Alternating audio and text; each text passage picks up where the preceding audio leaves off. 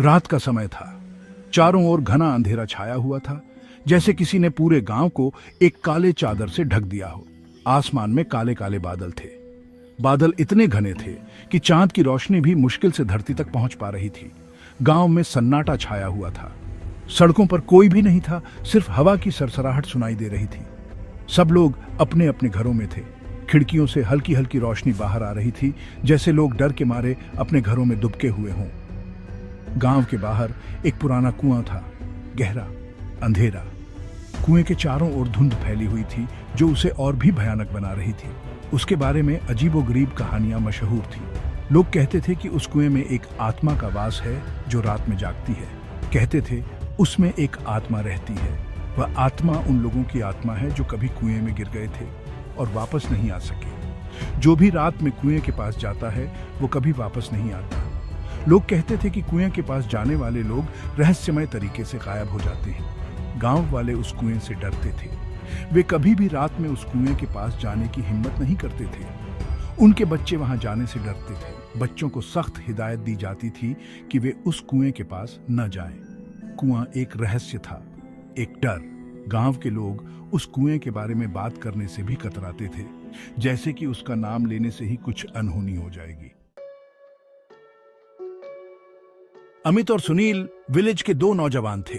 दोनों ही निडर और शरारती थे। विलेज वालों की वर्डों पर यथो नॉनलिंग करते थे। एक दिन दोनों दोस्त बैठे थे। कुएं की सैदनियां हो, स्टेडी वेयर। ये सब बकवास है, अमित बोला। टोई भूत प्रेत नॉनलिंग बेटे। सुनील मुस्कुराया। हाँ, ये तो बस सैदनियां इसन, बच्चों को स्कैरिंग के लिए। तभी वहां से उनका दोस्त रवि गुजर स्टेडा था। रवि फियरपोक था। दात ने दोनों को बहस करते सुना। तुम दोनों इतने बहादुर क्यों बनते हो? रवि ने कहा। अगर तुम में हिम्मत है तो रात को कुएं के पास जाकर विजिब ले आओ। अमित और सुनील ने एक दूसरे को सीखा। चुनौती मिल चुकी थी। ठीक है, अमित बोला। आज रात हम कुएं के पास जाएंगे। रवि डर गया। नॉन लाइन मत जाना, खवेटा है। लेकिन अमित और सुनील नॉन लाइन माने। रात हुई। चांद नहीं था, हवा चल रही थी।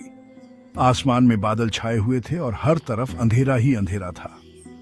ऐसा लग रहा था जैसे रात ने अपनी चादर फैला दी हो और हर चीज को अपने आगोश में ले लिया हो। पेड़ों की शाखाएं हिल रही थीं। हवा की सरसराहट में एक अजीब सी खौफनाक आवाज थी, मानो कोई छुपकर देख रहा हो। हर शाखा की हरकत में एक रहस्य छुपा हुआ था, जो किसी अनजाने खतरे का संकेत दे रहा था, मानो कोई डरा रहा हो। पेड़ों के बीच से एक परछाई सी दिख रही थी, जो कभी दिखती और कभी गायब हो जाती। ऐसा लग रहा था जैसे कोई अदृश्य शक्ति उन पर नजर रख रही हो। अमित और सुनील कुएं की तरफ चल पड़े। उनके कदमों की आवाज उस सन्नाटे में गूंज रही थी। दोनों के दिलों में एक अजीब सी बेचैनी थी, लेकिन वे अपने इरादे से पीछे नहीं हटे। कदम धीमे थे, धड़कनें तेज थीं।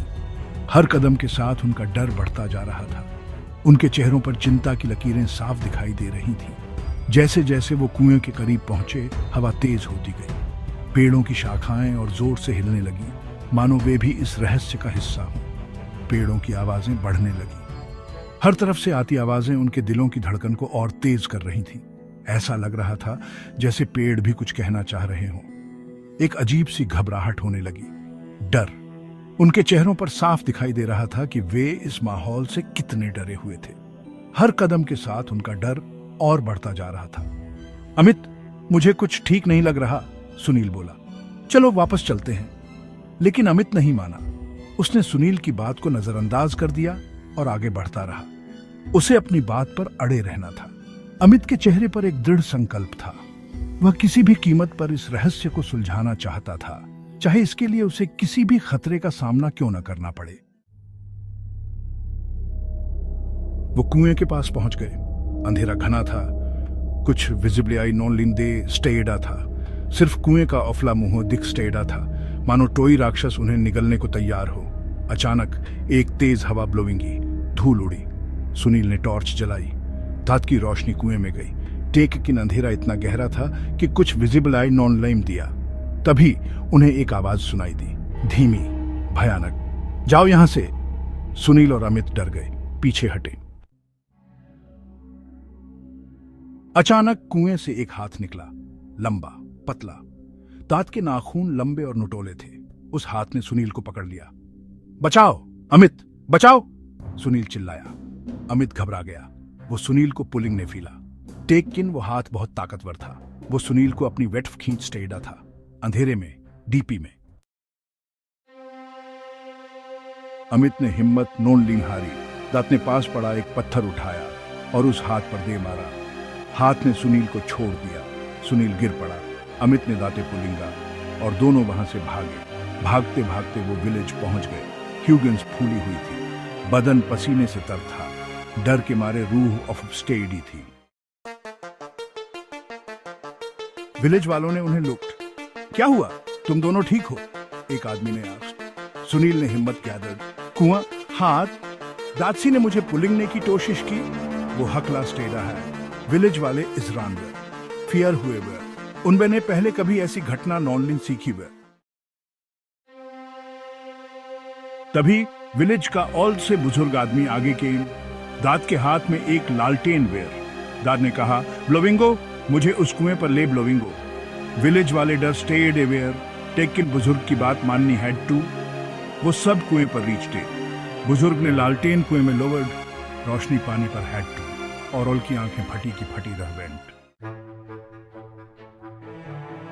पानी में एक बड़ा सा कछुआ था।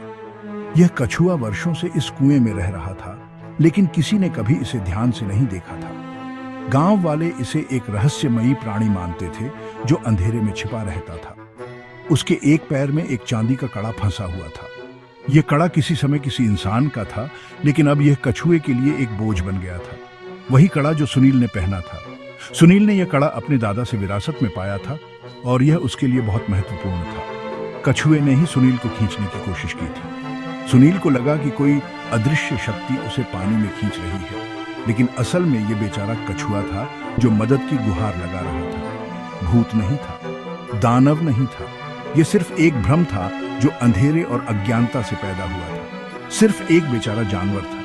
यह कछुआ वर्षों से इस कुएं में फंसा हुआ था और उसकी हालत दिन ब दिन खराब होती जा रही थी। जो मुसीबत में फंस गया था, गांव वाले शर्मिंदा थे।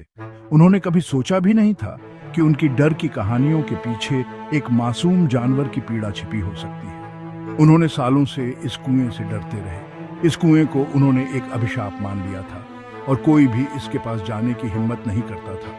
और आज उन्हें सच्चाई पता चली। जब उन्होंने कछुए को देखा तो उनकी आंखें खुल गईं। उन्हें समझ में आया कि उनका डर सिर्फ एक भ्रम था। अमित और सुनील भी सबक सीख चुके थे।